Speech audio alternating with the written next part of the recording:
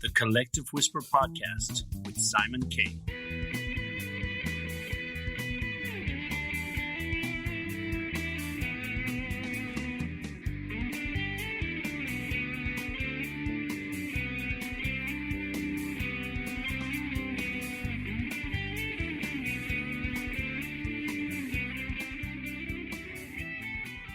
Hello, everybody, and welcome to this week's podcast. Glad to have you on board again, guys, and we hope you stay tuned for further episodes. Tonight, we have a very special guest, but before I tell you about the guest, just want to remind you guys to please follow the show, review if you can. It would be the brilliant thing for us, if you tell us how you feel about the show, and, follow wherever you can, Instagram, Facebook, wherever you see us. We're all over. Thank you very much, guys. Okay, so today I'd like to welcome Patrick Kilpatrick. So Patrick Kilpatrick is one of the finest screen television character actors of his generation. Playing against the spectrum of Hollywood's leading action heroes, Patrick Kilpatrick's entertainment career has spanned more than 170 films and television shows as lead actor, producer, screenwriter, director, and global entertainment teacher. From Minority Report with Tom Cruise to Dark Angel with Jessica Alba, he has appeared in over 75 hit TV shows such as 24, Dr. Quinn, Medicine Woman, and all CSI. His action film villain appearances embrace a multitude of genres and an international who's who of direct writers, production talent, and leading men and women of the last quarter century. The Replacement Killers, 1998, director Antoine Fuqua against Yun-Fat Chow, Arnold Schwarzenegger, and James Caan in Eraser, 1996. Last Man Standing, opposite Bruce Willis, Under Siege 2, Dark Territory, opposite Steven Segal, The Presidio, opposite Sean Connery, and Mark Harmon, two award-winning and highly original cable westerns opposite Tom Selleck, Last Stand at Saber River, and the ever-popular action mainstay Death Warrant, 1990, opposite Jean-Claude Van Damme as the Sandman. He has even done battle with the largest mammal on Earth in Free Willy 3, The Rescue, 1997. His further and recent work includes the film Parasomnia from director Bill Malone, the Sarah Connor Chronicles, Burn Notice, all NCIS franchises, and the film American Violence with UFC light heavyweight champion of the world, Steve Meat. Kilpatrick is president and CEO of Uncommon Dialogue Films. He has taught acting, auditioning, directing, producing, and film distribution, men in the movies, Star Trek, and stage combat at the University of Wisconsin. Kilpatrick has prepared full film school curriculum for the governments of Brazil and Nigeria while privately in group entertainment coaching in Los Angeles and via Skype. He is appearing in theaters, stores, and Netflix in American Violence and Assassin X, Cops and Robbers with UFC light heavyweight champion Quentin Rampage Jackson, Blackwater with Jean-Claude Van Damme and Dolph Lundgren, upcoming Catalyst and Nightwalk filmed in Casablanca, Morocco, also as invited teacher in Marrakesh. As a voiceover performer, he has appeared as the voice of Sailplane Grand Prix, the narrator of the Olympic IMAX movie. Patrick Kilpatrick was also in the running for the governor of California. So, welcome to the show, Patrick. Patrick Kilpatrick, welcome to the show. Well, thank you for having me. I've got my rose-dipped tea and just coming out of this production, and it's great to see you. We've been back and forth messaging, and we had some hiccups, but we're finally here, and sometimes those are the best interviews when you finally get together. Well, hope springs eternal. I love it. I love the enthusiasm. It still could turn into a major debacle. Exactly. So one never knows. No, so tell me, right now, are you in LA or what part of the world are you in? Yeah, I'm in LA. I'm in an area called Hancock Park, which is where I live and have lived for many years. It's a building that was owned by Mae West, who, I don't know if you know who she was. But yeah, the actress, yes. Yeah, great force and energy of her. And I like to think I'm contributing to the energy and force here. Many film people have lived here. It's a landmark building. And we've actually been involved in a struggle with the landlord that we're winning because they weren't keep doing their bit to keep the historical nature of the building up. And so we called down the press on them. Okay. So that's another story. So, but I can imagine in that kind of a building with all of those great actors and artists that went before, you kind of have a great energy in the building, and it's a shame to lose that, isn't it? Well, it is, and it's amazing how the regimes, the generations go over. I mean, I think you probably appreciate writers. James Ellroy was in the parking spot next to me, and he wrote L.A. Confidential and American Tabloid, which is, I think, one of the great American books about the Kennedy years and the Kennedy assassination.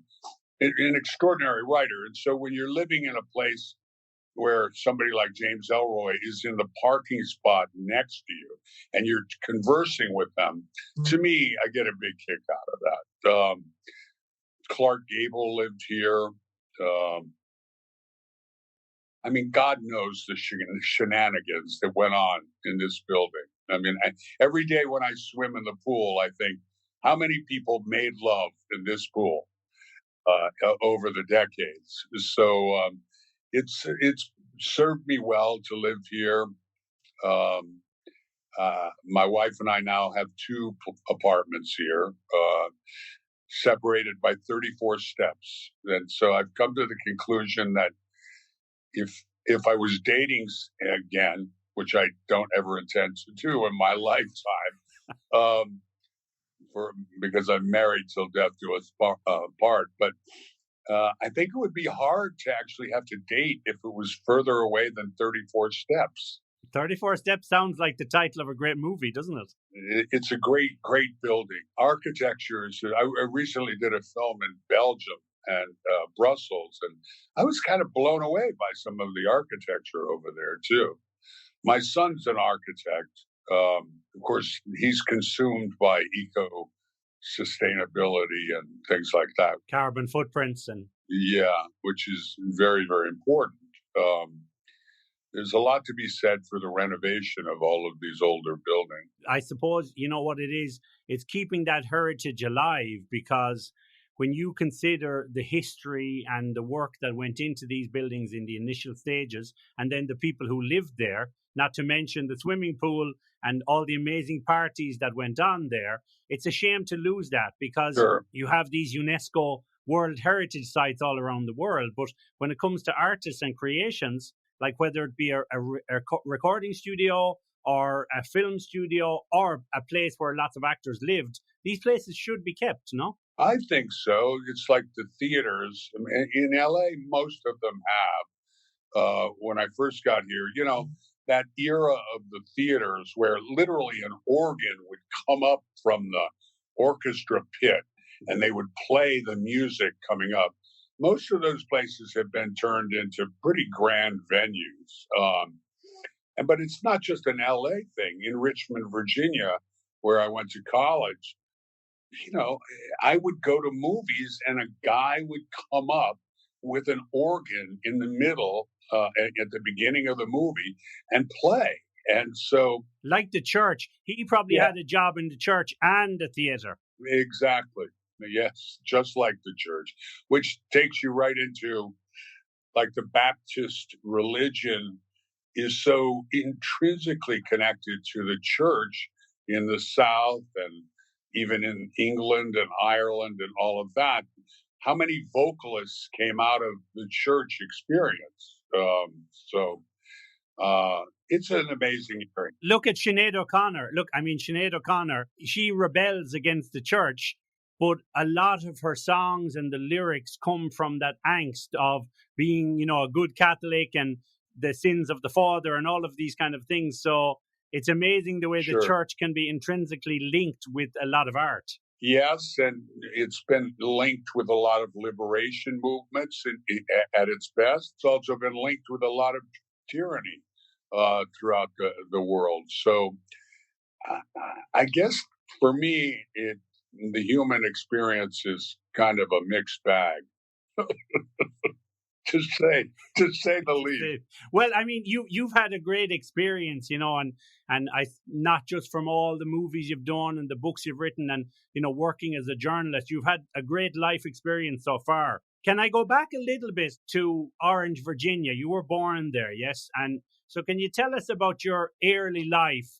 Was it a happy childhood for you? Did you kind of know what you wanted to be in life at an early age? Well, I consider my upbringing to be very, very privileged and really joyful, because I think that's my nature.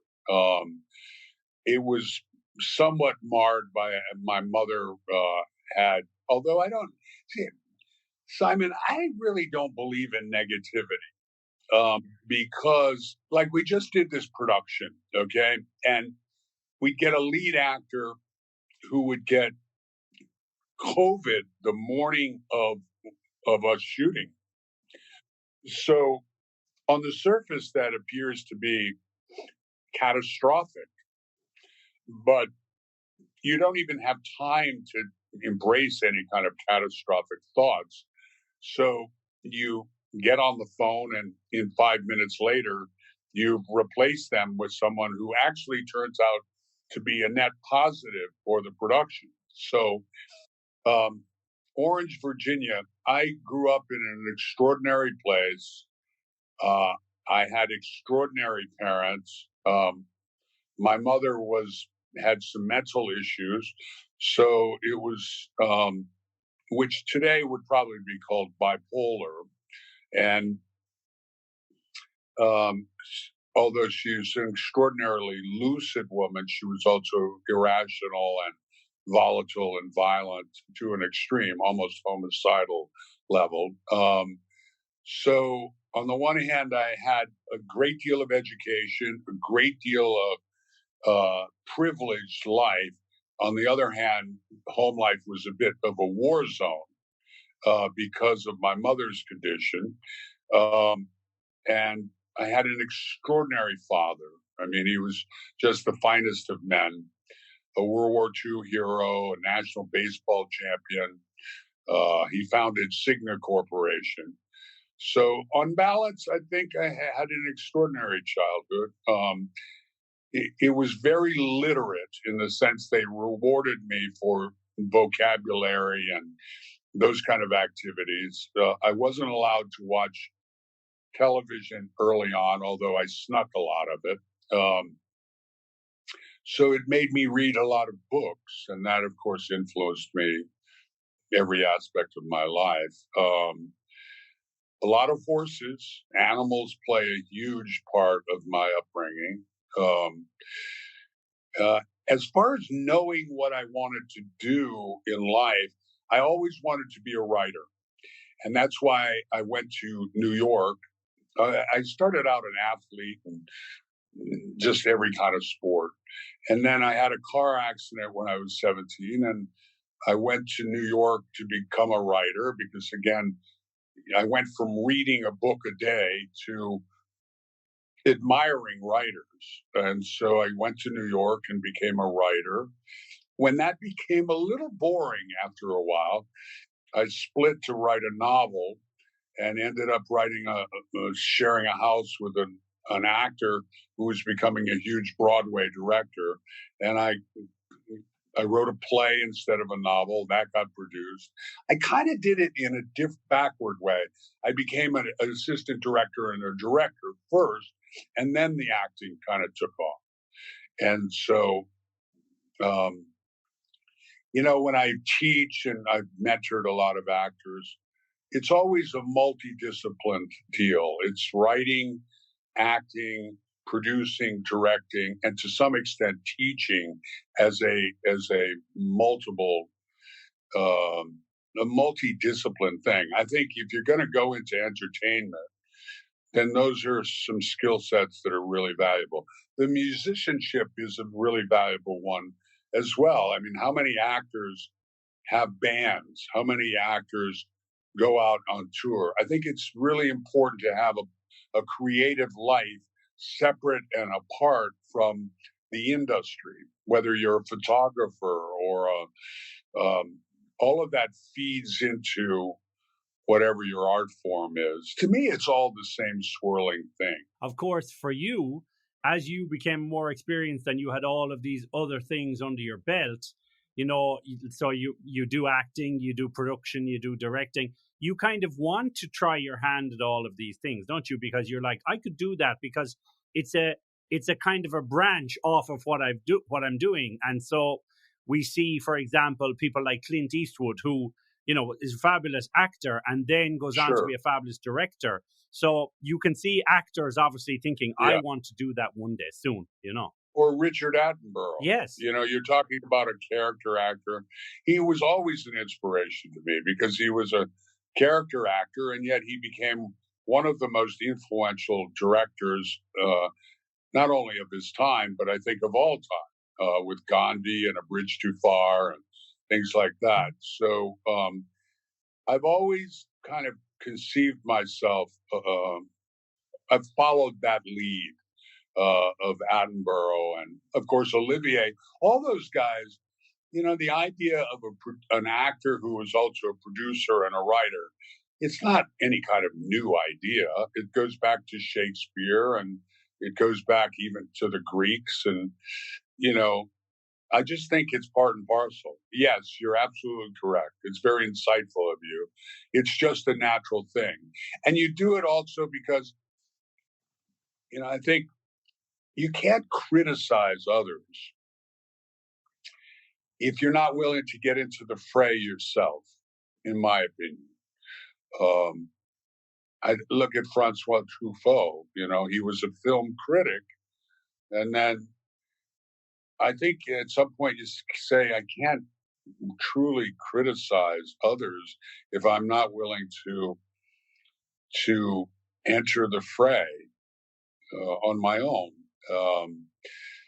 And I think that's important. I think God gave us discernment.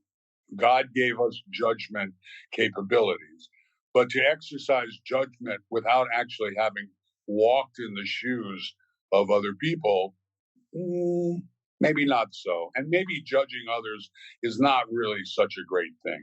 Do I think film critics and stage critics have a place? Yeah, they're enormously influential and enormously funny, a lot of them. And they are a little bit of a gateway to that profession, in a sense, or to a movie. So, for example, if you've never heard of a movie and a critic gives it a good review or a bad review, it might make you go and watch it.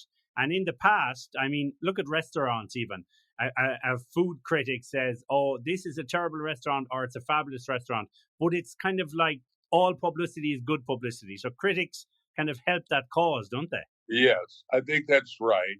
I never don't see a movie because it's gotten a bad review, because I think these things are so subjective. And also, but it does add to the intellectual enjoyment of the film for me. And sometimes, let's face it, critics can point out things that you might never have given a thought to if it wasn't so. I remember mostly critics influenced when I was working on the stage in New York, and I always got good reviews, but I also found critics really, really in fun and almost institutionally humorous, if you know what I mean. Yes. The more salacious and scathing it was on a personal level, it's completely inappropriate as criticism, but it can be really entertaining reading. It's funny the topics that we get off on. Your dad, obviously, when I look researching you more, and I have to say I had seen you a lot in movies as I was growing up, because I was a big, Van Damme fan, and I was into martial arts. And so I've watched a lot of those movies, Death Warrant, all of those movies. But, and as I said, you were in most of those movies, and lots of movies with other bigger stars even. And the one thing I always say, when I look at your story is, you seem to have incredible ambition and drive. And when you talk about your father there, and he was a beach jumper, he was a baseball champion, and so on, and he had Silver Star and these things. He sounded like he was a very ambitious man, and he kind of never settled for second best. He always pushed himself, and you seem like you're very similar to that. Yeah, I think there's no question I'm my father's son. The interesting thing about my father, though, I work sometimes till 3, 4 in the morning, or I get up, and it is my life. The really interesting thing about my father for me, one of them, was I never saw him bring work home. Okay. I think maybe once he had a manila folder or something. And so he was always there as a father. in retrospect, he'd come to my football games, and I'd see him in the distance walking around, and he was there. But I'll bet he was thinking about how taking over corporations and other stuff while his son was playing football on the football field. He really was an extraordinary example of manhood. And I say that without him necessarily being a father. You're talking about joining the Navy at 17 with the advent of World War II, becoming an underwater demolition team guy in 1943, a decorated hero, struck out George Bush to win the National Collegiate Baseball Championship.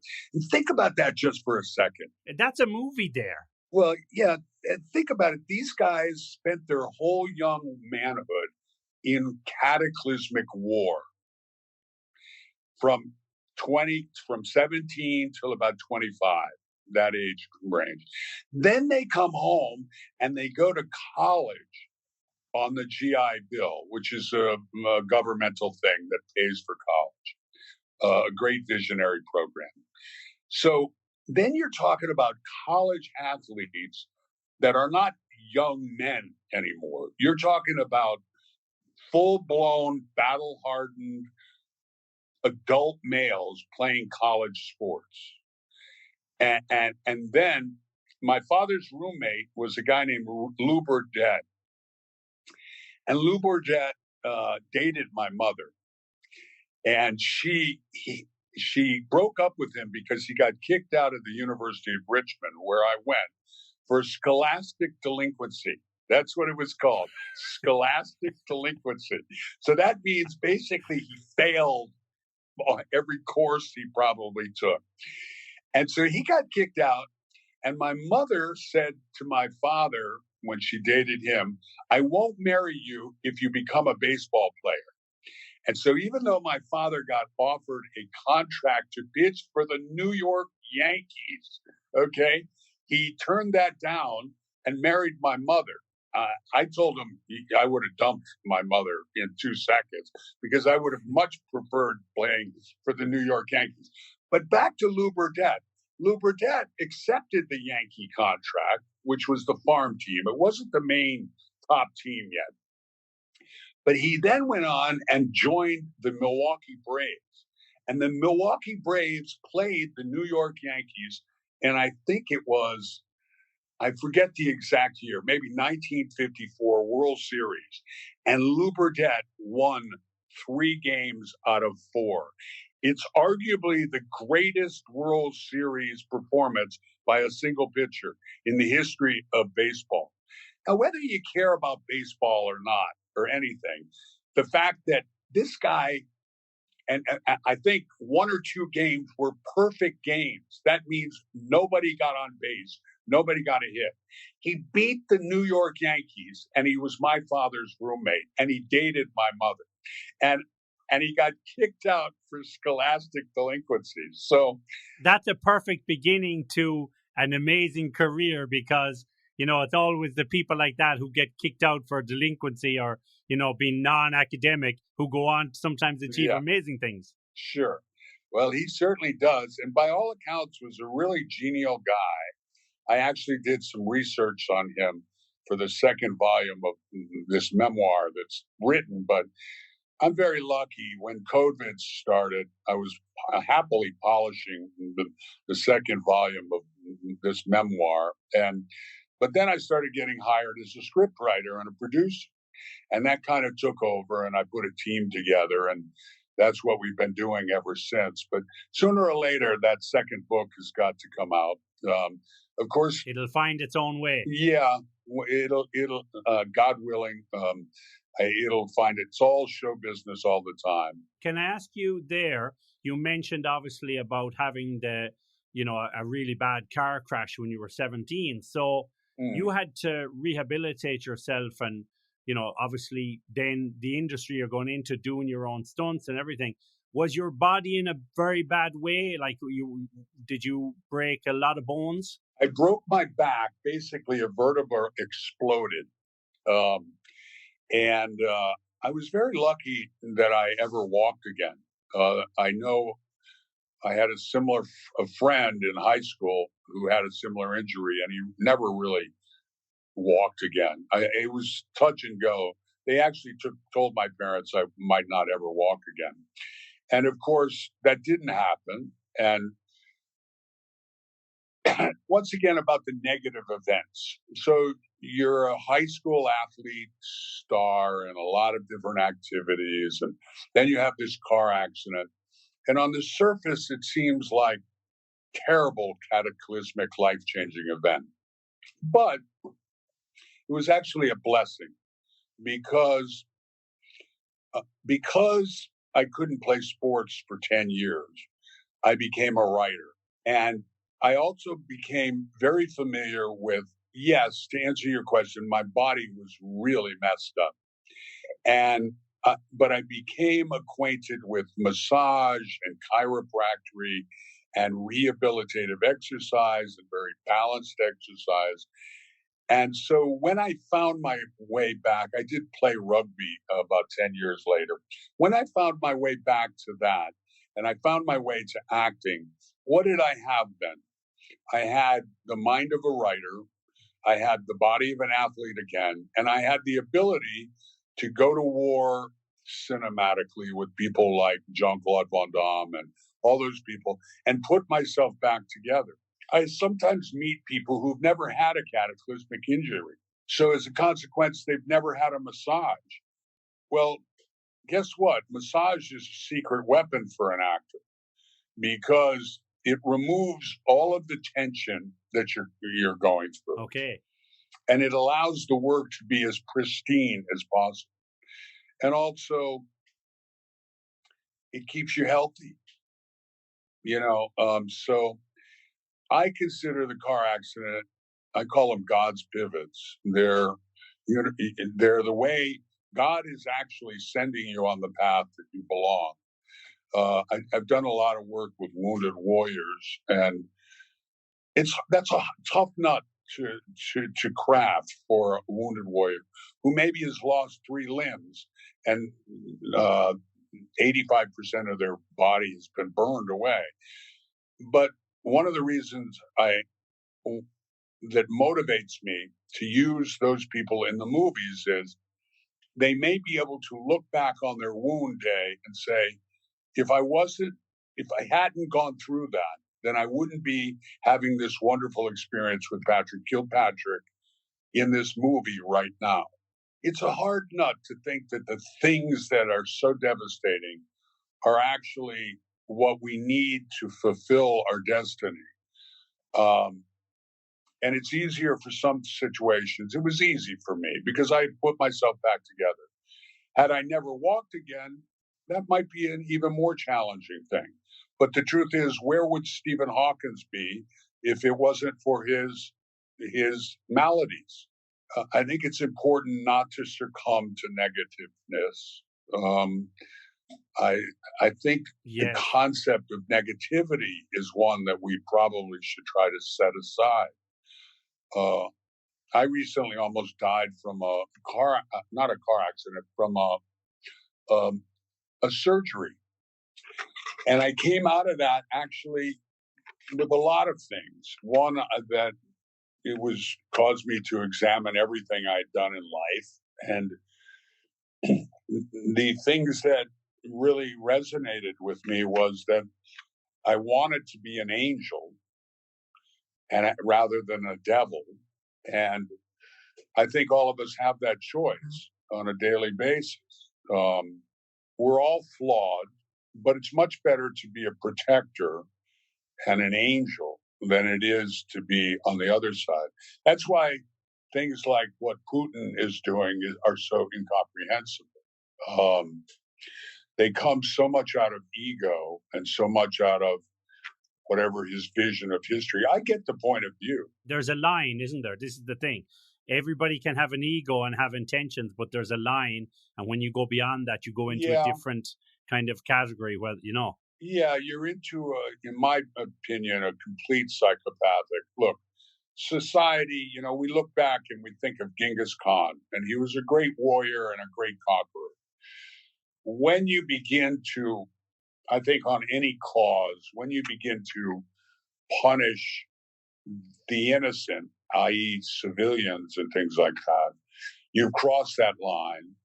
I actually do think this will be the undoing of Putin. This is his kind of road, but it's not going to lead to a good place, because no matter what happens, if he's taken out by the Russians themselves, or if he ends up in a war tribunal, it's the end of the road for him. It just depends how long that takes. The human species is really complicated, but I think we all have to try to make an effort to be the finest people that we possibly can.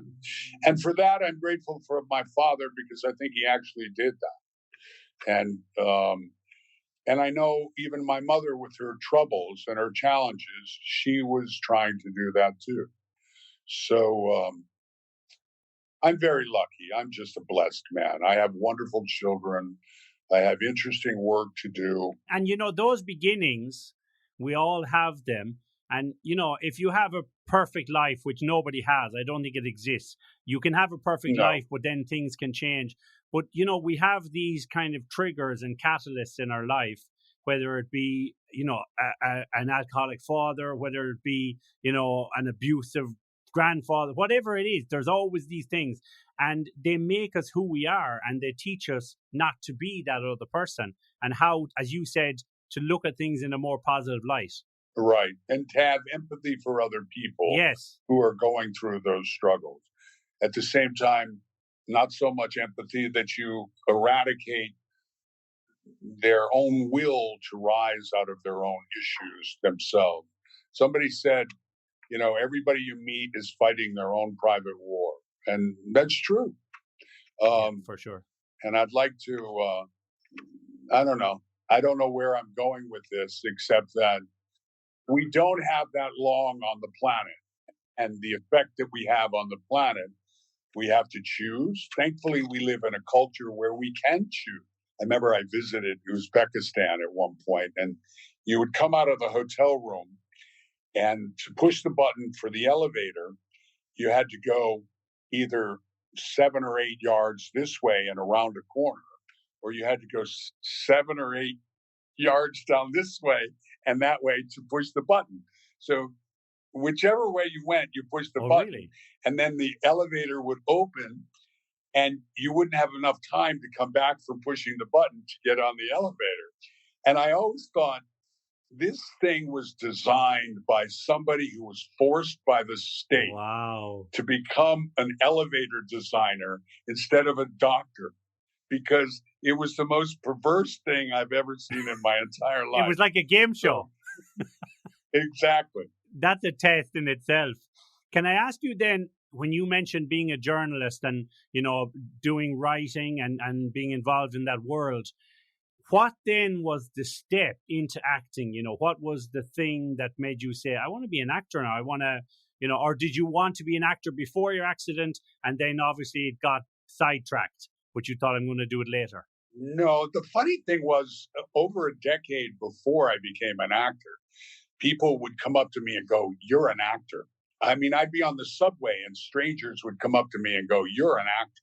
And I'd go, what are you talking about? I'm a copywriter at Time Incorporated.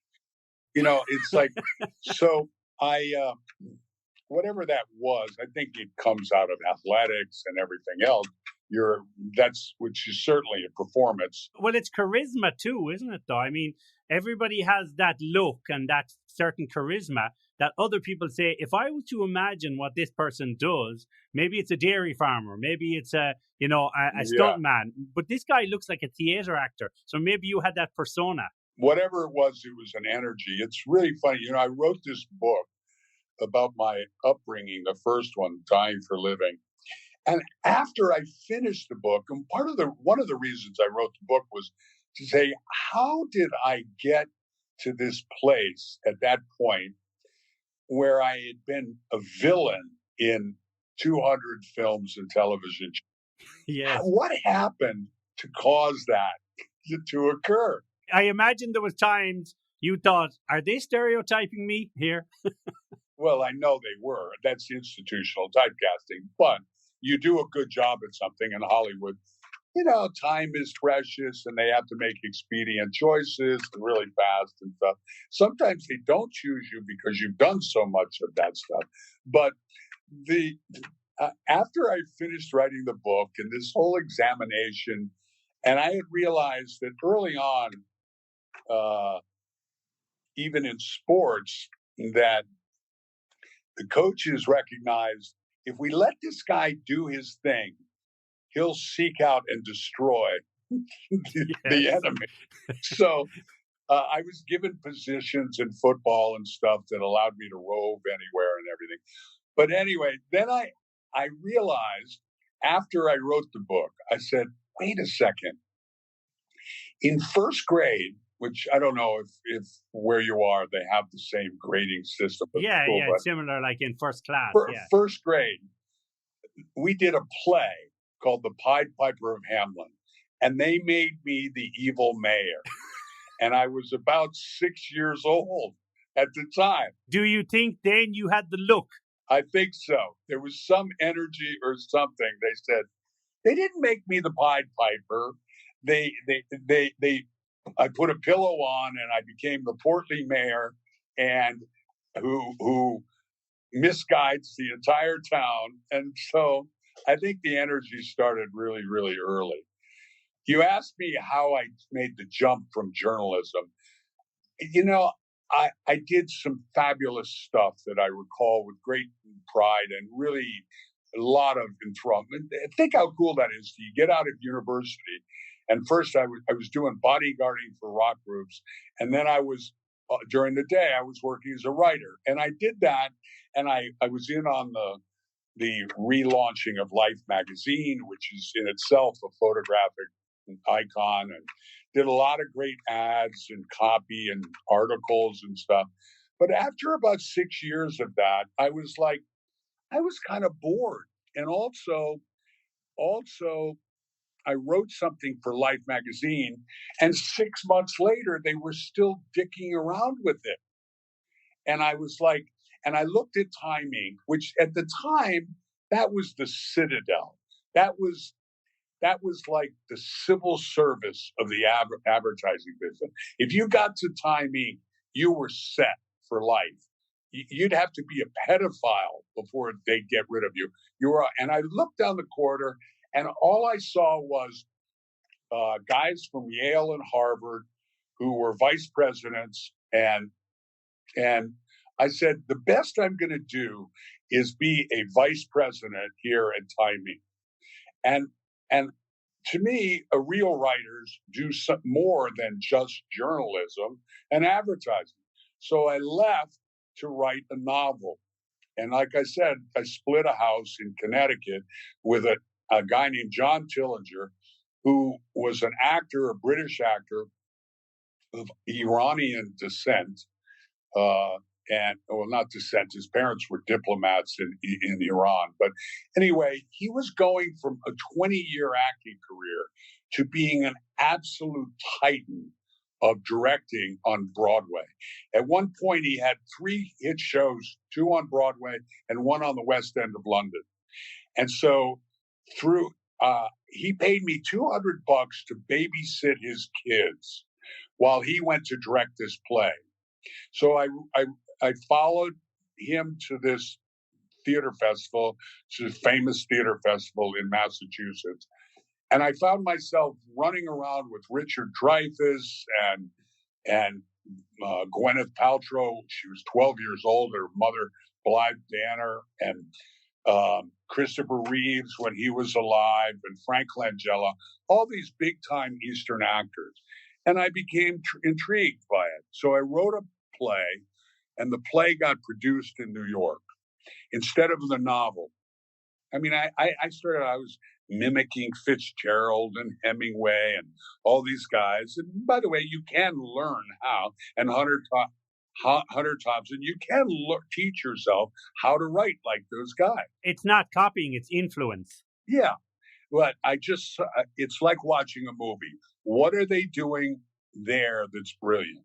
I watched Saving Private Ryan 10 times while I'm on the elliptical bike, and I'm analyzing every scene and what did they do. Well, anyway, that's what I was doing with writing. So I wrote the play. The play got produced, and I was asked to found a theater company with some guys as the guy who would select the plays. It was called literary manager at the time. I joke around and say I was the only guy who knew how to read. So we selected the plays and we founded this theater company. And it's the equivalent of, I tell actors now, do your own film. Do your own film. Well, we started our own theater company. And it was a great thing because then agents, if they don't come on the first play, they don't come the second play. Maybe they come the third, and you get an audition for a soap, or you get an audition for an off-Broadway play or something. So that's how I made the transition. What a transition then, because obviously, as you said, starring in so many movies, and even though you were, as you said, institutionally typecast, some amazing roles and working with some amazing actors and characters. And I can imagine, it was one of these things for you that there were times where you probably did get frustrated by saying, I don't want to be the villain. But then maybe after a while you thought, no, I'm good at this. Was there moments where you felt, no, I don't want that role? There were a couple, but they ended up being some of the most fun roles. I did a thing for Nip Tuck. I read it and I thought, this is just too appalling. I can't do it. But then it turned into an iconic thing where I worked on it. I never really said, for me, playing villains was always rich terrain. And I said, sooner or later, they're going to let me, I'm working in silver, and they're going to let me work in gold. It never really happened. But at the same time, I always got work, and I always was able to educate my children, and I always had a good time acting. And I have been cast as the president of the United States, and who's a good guy. And that movie hasn't been funded yet, but I suspect that my institutional typecasting, which began changing a long time ago with the screenwriting, is also going to change significantly after this movie Dying for a Living comes up, because all of a sudden you're writing, directing, producing, and acting in something. And so I just keep working. Things change that way. Even when I played a good guy, I was always killing people. On Star Trek Deep Space Nine, I played a hero, but it was a hero who killed a lot of people. A lot of jemadars. Couldn't get away from that fact. You're like, I can be nice, but I have to have a body count. Right, exactly. Well, you said it very succinctly. That's exactly it. Let's go back there to, obviously, we're working with some of the big stars like Schwarzenegger and Dolph Lundgren, Van Damme and everything. When you go into a role like that and, you have the script and you know who the actor is going to play it, are a lot of those actors very similar in how they work? Or do you say, okay, this role is Arnie or this role is Stallone, whatever, so I have to prepare differently? Is there a kind of a template? No, well, I have a way of approaching acting that is, I think, I evolved. Of course, you've heard of method acting. I read the book called The Method, which is the Bible of that, about 10 years after I was acting. And I had come up with many of the similar techniques that they were doing it. I just called it something different. I was very lucky. I ran into an acting teacher in the early days of New York. His name was Kurt Reese, and he was Canadian. And so what did that mean? It meant that he had all of the techniques from Britain and Ireland, the United Kingdom, and even France. And he had all of the techniques from America, and they had joined up in this Canadian director teacher. And so it really became you're not doing it the British style. You're not doing it the American style. It's like whatever the hell you got to come up with in order to make it happen. And you said something very insightful before. By the time I became an actor, I was 32. I had lived as a man, as an athlete, as a journalist, as a correspondent, as an advertising writer. I didn't have kids yet, but I had lived a pretty significant life up until then. So you carry that into whatever you're doing. I mean, a lot of times I was also lazy. So I would take one scene, and at the time didn't want to learn more than one scene. And I'd take that one scene around to 9 different acting teachers. So what did I get? Each one of them had something different. And then eventually you had such a multi-layered performance that it benefited me. I know I don't approach working with Stallone, although I've never worked with him, but with Arnold or any of those guys differently. I'm usually doing whatever I do at that particular time. I try to be aware of what's going on in the cinematic universe because you want to take the artistic flag further. When you're talking about cinematic villainy and that kind of thing. At this point, I've always been a big person about going through my technique, which is it involves subtext and a landscape that you're operating. Can I do it on the fly? Sure. You don't even have to do that. You just come up with things. I love improving. We do a lot of improving. In fact, I joke around and say I deserve a script writing credit for almost every movie I've been in for the last 5 or 10 years, because mostly even Death Warrant, I think Death Warrant, I had 10 lines. I probably made up 8 of them. So, I'm not trying to take credit. I'm just saying the bottom line is you have a moment. What do you do in that moment to use the camera, to come up with something original?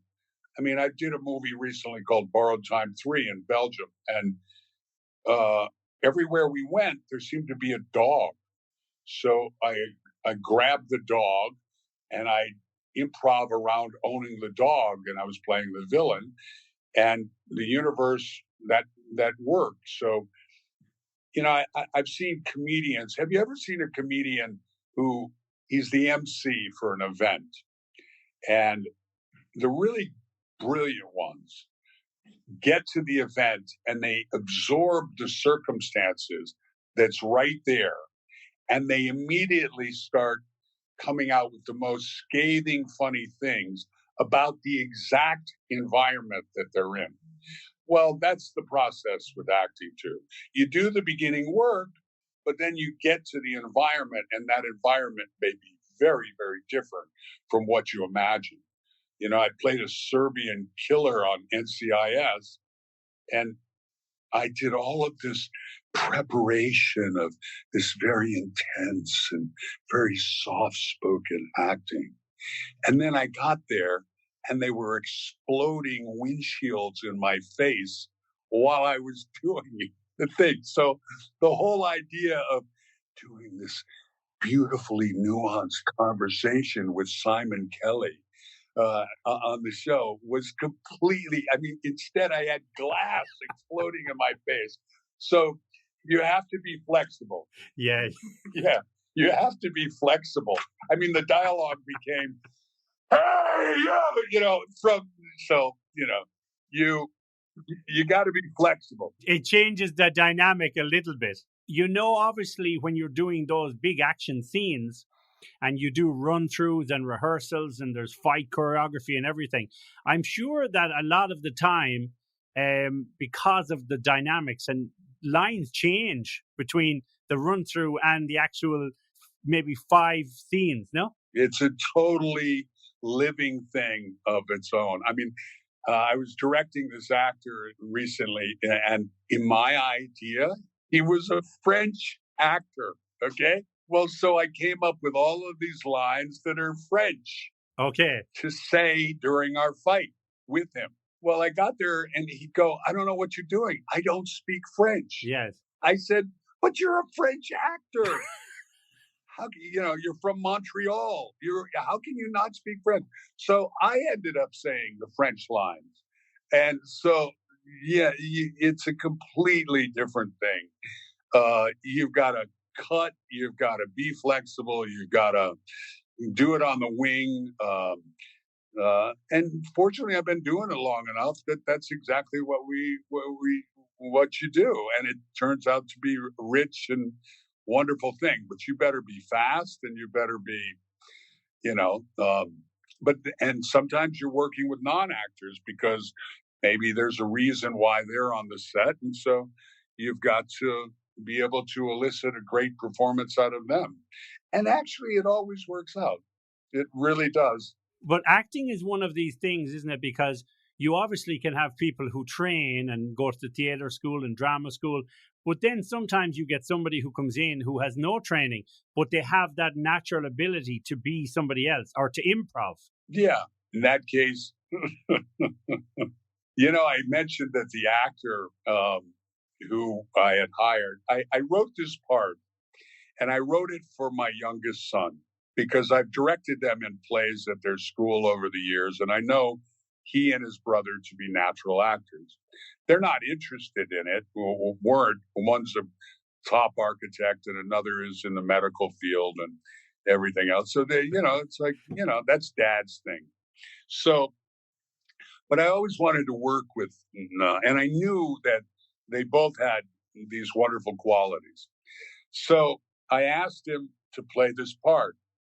And of course he said no, because they don't do what they want the father to do. So I said, you'll have a lot of fun. But I couldn't persuade him. So in the end, I hired another actor who was a good actor. I was very happy to have him to play the part. Well, he got COVID the day of the thing. So, by the way, first I offered it to my younger son, then I offered it to my older son. And my older son, his girlfriend, lady, is having a baby. So he said, no, I can't do it. So I said, okay, I'll hire this actor. I hired the actor, and I was really grateful that I went to a self-defense killing thing, and he was a classically trained actor, but he also knew how to do all the fights and everything. Real killing skills. I said, it's an action film. Great. So I hired him. He's all excited about doing it. Then he gets COVID the morning we're to shoot it. So I called my youngest son. I said, Sam, you got to help your old man out. And he got in his car and he drove down and he did the part. And my wife who's a brilliant negotiator, talked to him and everything. So I ended up as one of the tiny little experiments with this film. He was thrown right in the mix, didn't even have time to study anything. He couldn't even read the script until 3 or 4 days in when we hit the first weekend. But I had such a great thing because he got to see what his dad does for a living. And he really delivered the goods. And so it was a spontaneous moment. Yeah. And also, to me, Simon, it was destiny. He was always meant to play that part, no matter what happened. And the universe, God, whatever you want to call it, wasn't going to keep him away from doing that part. Deep down, he's an actor. Yeah. On the surface, he's a non-actor, but he's an actor. He's maybe the number one architect from the College of School of Design, California College of Design in San Francisco. And he is a brilliant artist, but he's also a brilliant actor. And it was just so wonderful for him and his wife to sit there in a darkened space and watch Costas Mandylor and I act. And my son, sons, they go, oh, Dad, it's like me when my dad's in insurance. Yeah. So what? Big deal. You're so self-involved. And my son isn't self-involved, but at the time, It was my father. I didn't even know what my father did for a living. Kids don't take the interest until later. Yeah. Well, when my father was on his deathbed, I said, "What did you do in World War II?" And he said, well, we went ashore and we got trapped by 200 Japanese people. And it was like the Civil War. And we were fighting with sticks and coconuts and stuff. And I got stabbed in the thigh with a bayonet. And I shot this fellow 3 times in the chest with a 45. And I mean, we don't even think about it. But the bottom line is, I think my son got a sense of, wait a second, there's a supreme discipline in what my father does. That this isn't just listen to Grand Funk Railroad and go out there and become an actor. It's not. So I'm blessed. That's a great thing that he got the opportunity to do that. Yeah. For you then, because a lot of these movies were action movies and are action movies, and you work, a lot of these movies also have been martial arts movies and kind of around that style. For you then, when you were an athlete and you got your body in great condition, did you do a lot of martial arts before you went into acting, or was it something you kind of picked up fighting skills through the genre of cinema? It was the latter. But I had been a football player, a baseball player, a basketball player, a collegiate wrestler, a horseback. I competitively horseback rode and jumped. I had been a swimmer and a lifeguard. So I had been shooting guns since I was I think I got a double-barreled shotgun when I was 9, and I had a 22 rifle when I was younger. Okay. I'd been driving a tractor since I was probably 8 years old on my father's farm. So I had all of this stuff. And then when as a villain, they were always putting guns in my hands. So I started studying with LAPD and Navy SEALs and Marine Recon. And I found I actually enjoyed that as a martial art.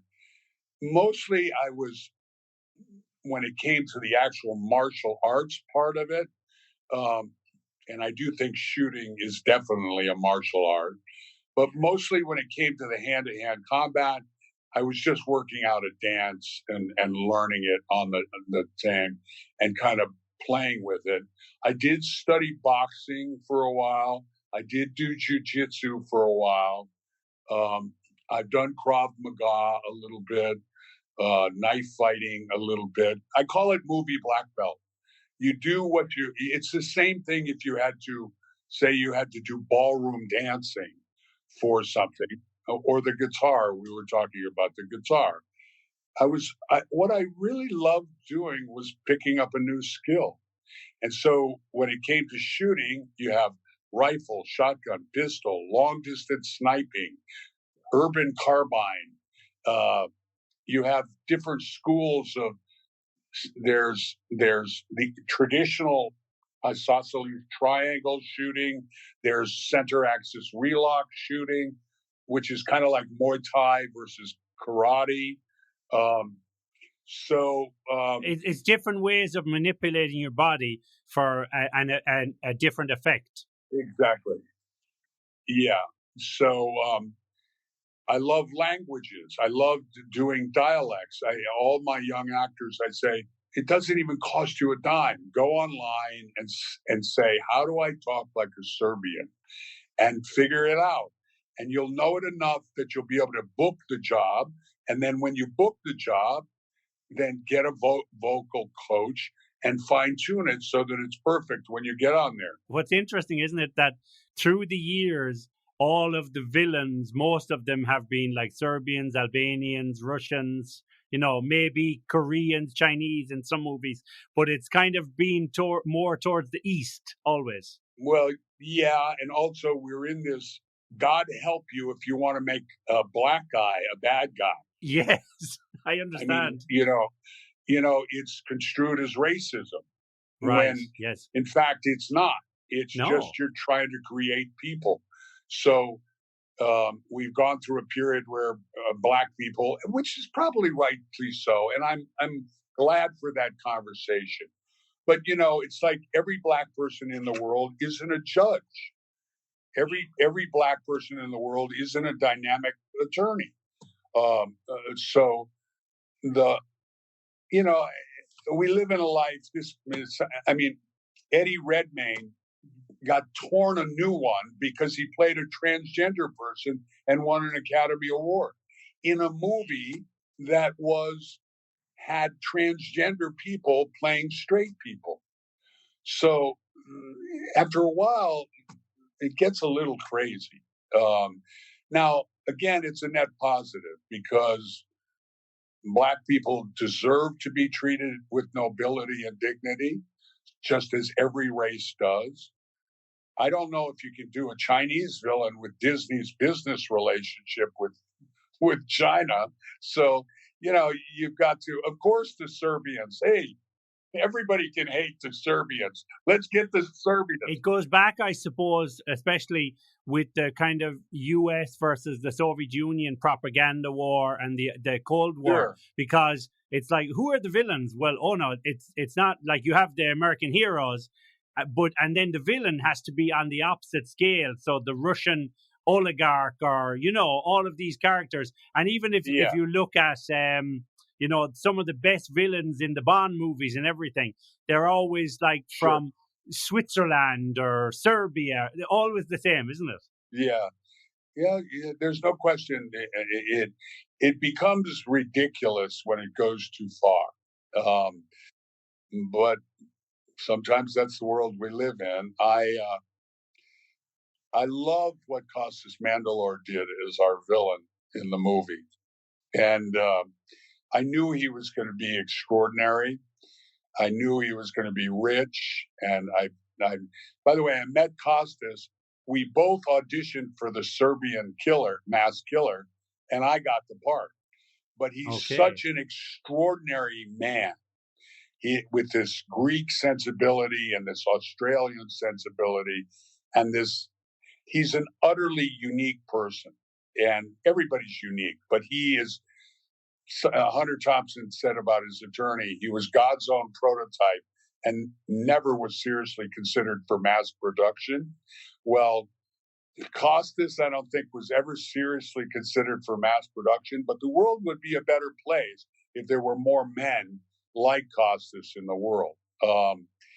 He's just extraordinary. You said something really interesting to me when we first chatted. I think it was on LinkedIn or somewhere you first connected, and we were joking, and I said something to you about being a nice villain, and you said to me, some of the best villains are really nice guys, or something like that. And it's true, because they're all nice guys. Yeah, they're all nice guys. They're all nice guys because I think they're just really great actors, and maybe they get to exercise that demons out in that particular work. But I meet a lot of comedians who are really nice guys too. They're so brilliant. I want to, while we're talking, give a shout out to some of the people who worked on this movie, dying for living with me. Stephen Colson, the cinematographer, is an absolute genius. Art Camacho, our stunt coordinator, a director in his own right. There were 5 guys on this movie who could direct. Stephen, Art Camacho, Jacob Bressler, my line producer and co-producer, Raffaello, all of them do all different kinds of things. The movie is the sum total. Heidi, my wife, they're everybody on the movie, and people I think will love. We've got a set of twins in the movie. That's a whole other story. They're brilliant. Curtis Bradley plays a wonderful part. Sydney Olsen is Tatjana Neva. There's just so many extraordinary people and collaborators on this movie that I'm so grateful for all of them. It sounds really interesting. Well, our teaser is about to go out. Distributors have seen it, and they're really enthralled, and I'm very gratified. Hegan Machado, 8-time, you asked about martial arts. Hegan they call him the Gracie Killer. Yes. He's what, 8-time world jiu-jitsu champion? 8-time world champion, Yeah. yes. Extraordinary. And he's an amazing He's fighter. an amazing actor, too, because we've gotten Yeah. a great performance with him. Wonderful human being. Olivier Gruner, superb guy. Doesn't speak French, but he's a brilliant. But another great actor. And I haven't seen him around for a while. Well, he works regularly. He did a TV series I did with him called The Circuit. I don't know if it's come out yet, but he's wonderful in our movie. His son is in our movie, too. Holt he brought onto the set, and we, of course, plugged him in as a villain. And who else? I mean, we had a glam team that was great. Victoria Prosciutto, wonderful still photographer and art director. Victoria Vlasenko, wardrobe, Philip Solomon. All of these people were just incredible. And I'm really blessed. We put a tremendous team together and onward and upward. You asked about ambition. Yes. I don't know that it's ambition so much as that I have children that I want to see them go to school, college. That's what I call these film projects. And they deserve to go to be shepherded. And so onward and upward. So when you look back now, through all those, as you said, well over 200 roles and movies, is there any or one or two that really stand out for you that you say, I was, a villain in a lot of these movies, but this role in particular really was, my baby. I really enjoyed this one. Was there anyone in particular? Honestly, Simon, there's so many that I really do approach it like whatever role you're doing, you're there to serve the director, the writer, the audience, your fellow workers. I've had so many that I'm so grateful for. I mean, doing the Westerns with Tom Selleck and Sam Elliott and Simon Windsor, the great Australian director, written by Elmore Leonard, some of these things. I mean, it doesn't, and Louis L'Amour, it doesn't get better than that. Working with Spielberg, it doesn't get better than that. And Janusz Kaminski, the great cinematographer who has been teamed with Steven for many, many years. All the great actors, Colin Farrell. With your career, and you've had such a varied career, whether it be journalism and then acting, but then obviously when we look at politics, so, you had a little foray into politics. Is that something you can see yourself pushing for in the future? Or did you have a taste and say, I don't know if that's for me now? How did you feel about that stint in your life? Well, there are a couple of reasons why I did that. One is, I think, have you ever seen the great movie called Mephisto? Yes. I think I've seen it years ago, yes. Yeah. Well, I mean, the cautionary tale of that was that it's not really enough just to be an artist. You have to be engaged in your lifetime, or that lifetime may be overtaken by people who are less than in their soul. So the cautionary tale of Mephisto was he was a great artist and the Nazis gave him all the money to do these great shows. But of course, he really wasn't engaged with the fact that the money was coming from a great evil. The reason I ran for governor was there's a lot of dimensions to this, but I ran for governor because I really do think that there are solutions to our challenges. What was shocking about that whole thing was we were really the only ones who came up with a platform of solutions. Most people just talk and they don't actually act. The truth is, as a species, we have solutions to our challenges, but we are also governed to a great extent by people who are motivated by greed and by selfishness. And they have their things, but they're not doing what, if you look back at, just in my country, George Washington and Thomas Jefferson, no, they weren't perfect people because in retrospect, some of them had slaves and stuff like that. But at the time, Thomas Jefferson and Benjamin Franklin and those guys, they paid for their own. They put their fortunes on the line for the American experiment to come into being. And many of them, I think, of the signers of the Declaration of Independence, something like a huge number of them did not do well. They were caught by the British. They were tortured. Some of them were hung. They lost their fortunes. But they put their lives on the line for this idea that we have of freedom and democracy. And that goes back to Spartacus and all this. Now, I'm not Spartacus, but if we don't participate in our political process, whether it's in Ireland or England or Ukraine or America or Taiwan or China or wherever, then if we don't influence that towards, as Abraham Lincoln said, our better angels, then our children may be in deep trouble.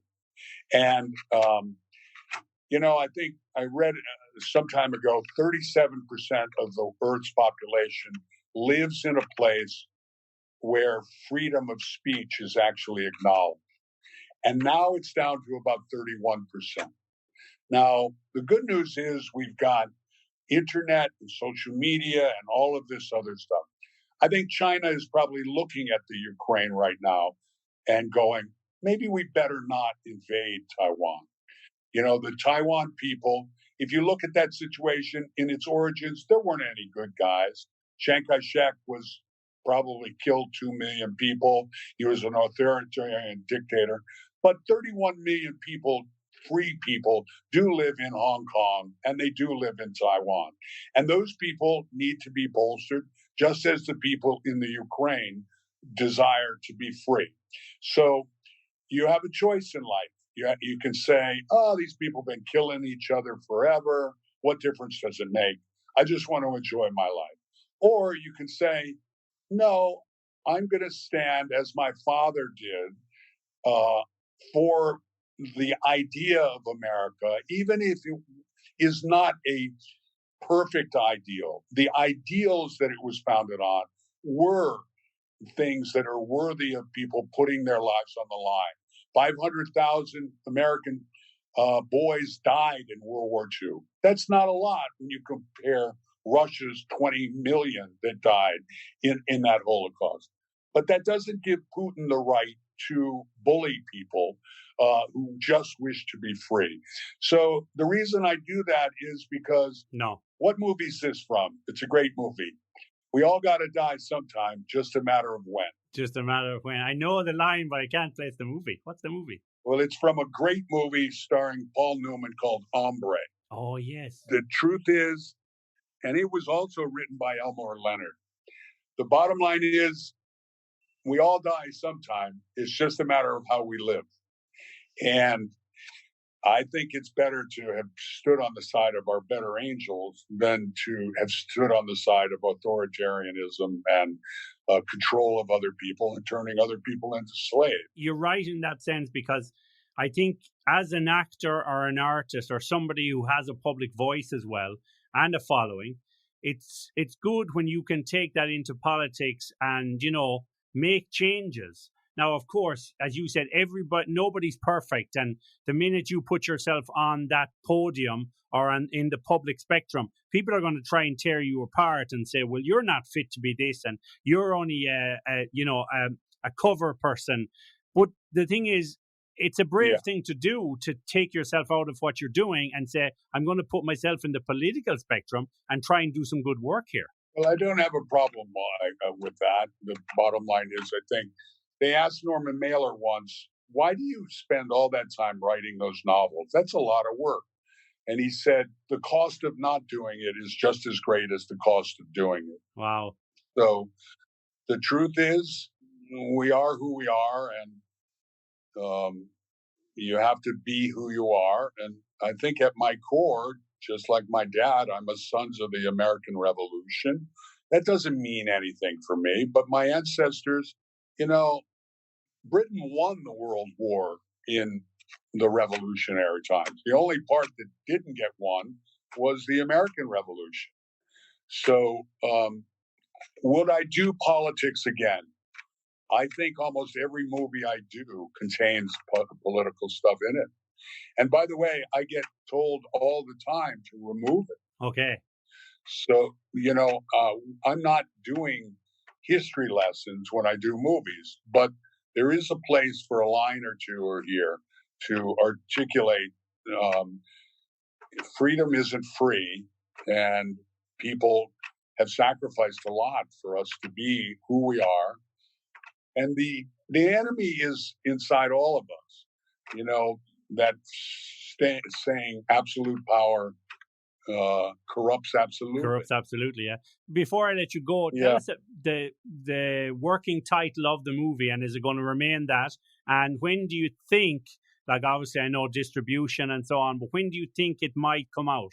Well, I'm going to send you the trailer teaser, so perhaps you can use it on this show. Okay, perfect. I say one qualitative step at a time, Simon.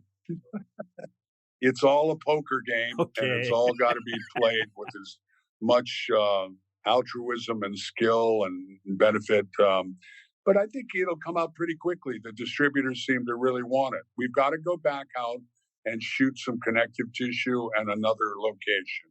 That's the first step. And then, of course, we've got a brilliant editor that's got to be done. And so I think we'll probably be making a deal with this distributor long before we finish the movie. But one qualitative step at a time. Brilliant. That's really good. And your next book, is that something that like you have kind of half finished, or will we see that in the future? No, I said I was polishing it. Yes, you will. Yeah. I don't like papers lying around my office. So your wife is saying, publish it or I'm going to bin it. No, she's my editor. And believe me, years ago, I wasn't much of a fan of marriage because of the difficulties with my mother and things like that. But being married to my lovely wife has made me know the challenges of marriage, but also it's made me an advocate of it. And she's involved in everything I do. And so the polishing of the pages, and it's already written, I've got to read through it and make sure everything's relevant, because we're all evolving, Simon, every day. Just as the American experiment, the human experiment, we're all evolving. And what was written 3 years ago, even though it's relevant because it has to do with jobs I did before, that's all positive. But even post-COVID, we live in a different world. So I just have to make sure it's the best reflection of who I am and who Uncommon Dialogue Films is and all of that. It'll come out. Patrick, it's been an absolute... Thank you so much. Thank you. It's been a pleasure to chat to you.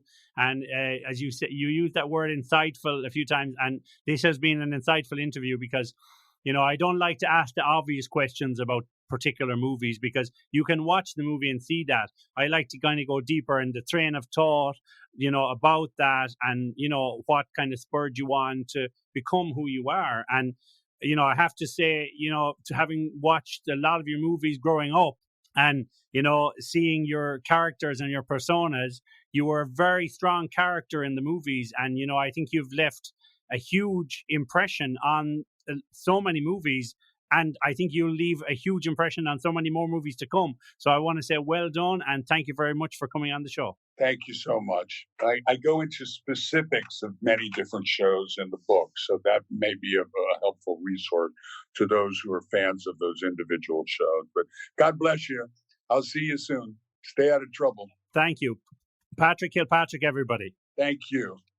Thank you very much, Patrick. It was a pleasure having you on the show and having seen you in the movies and on TV for years and opposite Jean-Claude Van Damme and Schwarzenegger and all of those action heroes. And you played the perfect villain. And, how cool is it? The perfect villain is an absolute gentleman in real life. It was such a pleasure to talk to you. And I want to commend you on the body of work you've done. It's been amazing, and some amazing TV shows, some amazing film shows, but also some amazing work in the community and some amazing work in universities and also running for governor. It's just such an ambitious life. And we want to thank you very much for coming on the show. It's been a pleasure and we hope to have you on again. Thank you so much, Patrick. Patrick Kilpatrick, everybody. Okay, everybody, hope you enjoyed the show today, and we can promise you more amazing guests. And stay tuned. Follow the show wherever you can, and please follow, subscribe, like, whatever you want to do. We appreciate it all. Thank you so much, and remember, take care of yourself, take care of your family, look on the bright side of life, and until we meet again,